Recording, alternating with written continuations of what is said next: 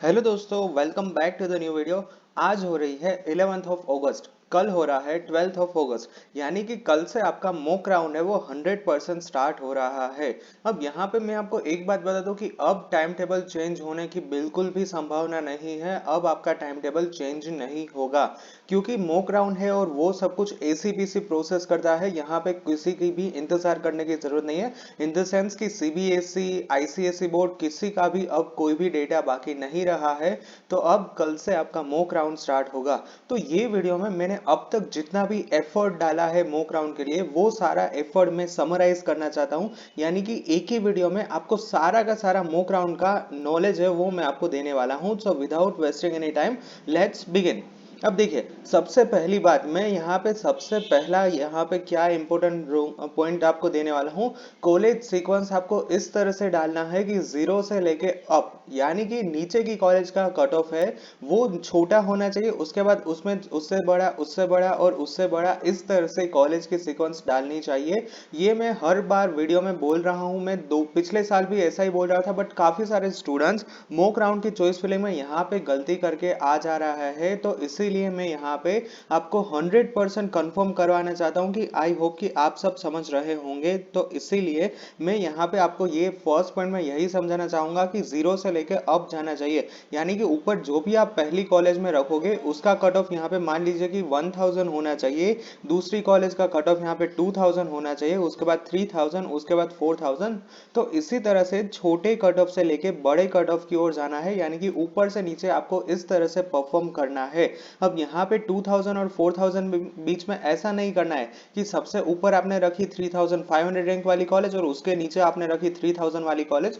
तो ये इससे होगा क्या, और मैं यहाँ पे आपको एक आंसर दे दूं कि मैं क्यों बार बार कॉलेज सिलेक्शन के ऊपर आपको यहाँ पे फोकस कर रहा हूँ और इसका इंपॉर्टेंस क्या है। इसका इंपॉर्टेंस ये है कि जब भी आप मॉक राउंड के रिजल्ट देखोगे ना, तो मॉक राउंड के रिजल्ट में सिर्फ एक ही आंसर होगा। तो यहाँ पे आपको सिर्फ एक ही कॉलेज बताई जाएगी कि आपने मान लीजिए कि 15 चॉइस फिलिंग के लिए कॉलेज दी है, तो उसमें से सिर्फ एक कॉलेज का ही नाम होगा, बाकी की कोई भी कॉलेज का नाम नहीं होगा। तो फिर आपको कैसे पता चलेगा कि कौन कौन सी कॉलेज में आपको यहाँ पे एडमिशन मिल सकता है कि नहीं। तो इसीलिए मैं आपको उसके बाद आंसर करूंगा कि आपको कैसे पता चलेगा मॉक राउंड के रिजल्ट से कि बाकी किन किन कॉलेज में आपका एडमिशन मिलने के चांसेस है। तो इसीलिए मैं यहाँ पे ये बोल रहा हूँ कि आप है ये सीक्वेंस फॉलो कीजिए, यानी कि ऊपर है वो जिसका कट ऑफ छोटा है वो, उससे बड़ा, उससे बड़ा और उससे बड़ा, इस तरह से आपको यहाँ पे सीक्वेंस फॉलो करना है।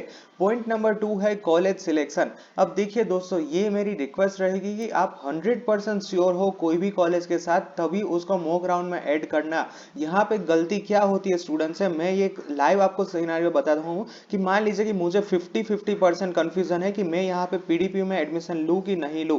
तो होगा क्या कि देखिए, मैंने यहाँ पे 50-50 कंफ्यूजन है, फिर भी मैंने चॉइस फिलिंग में इस तरह से चॉइस फिलिंग की।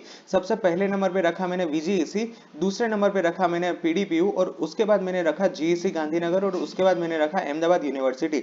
अब मॉक राउंड के अंदर रिजल्ट के अंदर आपको वीजीईसी में एडमिशन नहीं मिला, तो आंसर के अंदर आ गया पीडीपीयू। अब देखिए, पीडीपीयू के अंदर तो मैं 50-50% कंफ्यूज था, मैं श्योर नहीं था कि मैं इसमें जाऊं कि नहीं जाऊं। तो अब होगा क्या कि अब यहाँ से आपको आइडिया नहीं मिलेगा कि आपको अहमदाबाद यूनिवर्सिटी और जीईसी गांधीनगर में एडमिशन मिल सकता है कि नहीं।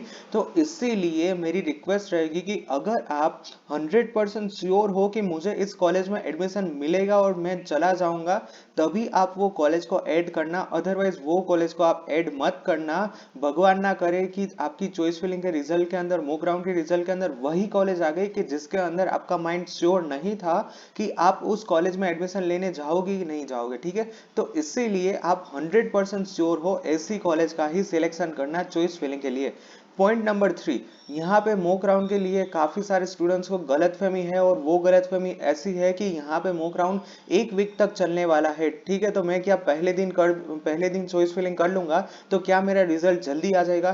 तो देखिए, यहाँ पे बिल्कुल भी फर्स्ट कम फर्स्ट सर्व बिल्कुल ऐसा नहीं है। आपके पास प्लेंटी ऑफ टाइम है सोच विचार करने के लिए, और उसके बाद आप फर्स्ट दिन के मॉक राउंड के फर्स्ट दिन पे आप चॉइस फिलिंग करो, या फिर मॉक राउंड के लास्ट दिन में चॉइस फिलिंग करो, इससे कोई भी फर्क नहीं पड़ने वाला है। आपके पास पूरा टाइम रहेगा, एक वीक में आप कभी भी 24/7 चॉइस फिलिंग कर सकते हो। तो इसीलिए यहाँ पे बिल्कुल भी जल्दबाजी नहीं करनी है। मैंने पिछले साल ही एक मेरे स्टूडेंट्स को ऐसा देखा था कि उसने जल्दबाजी में आके थोड़ा सा रैंडमली चॉइस फिलिंग कर दिया और उसके वजह से राउंड वन में उसको काफी भुगतान करना पड़ा, यानी कि राउंड वन में उसको काफी खामखा उसको पूरा मतलब शेड्यूल ही बगड़ गया।